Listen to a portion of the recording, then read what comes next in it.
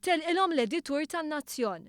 One News ikkonferma ma' Nathaniel Attard stess li wara 17-il sena ta' servizz lejn il-Media Link u l-Partit Nazzjonalista ħass li kellu jitlaq.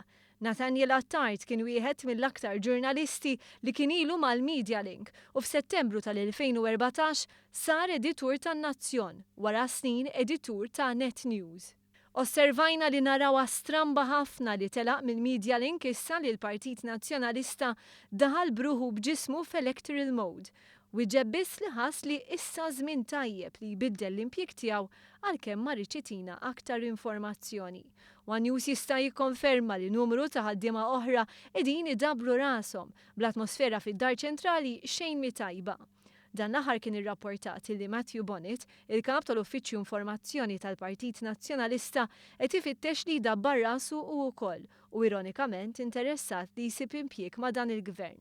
Fl-aħħar jiem, One News żvela li l-ħaddiema kollha tal-Media.Link sabu dokument li kienu pressati jiffirmaw, dokument li jġellhom iżommu f'homhom siket dwar kull tip ta' informazzjoni li tiċċirkola fil-binjaf tal-pjetà, dokument li tant urtom li marru bih ħant il-Union ħaddiema maqudin.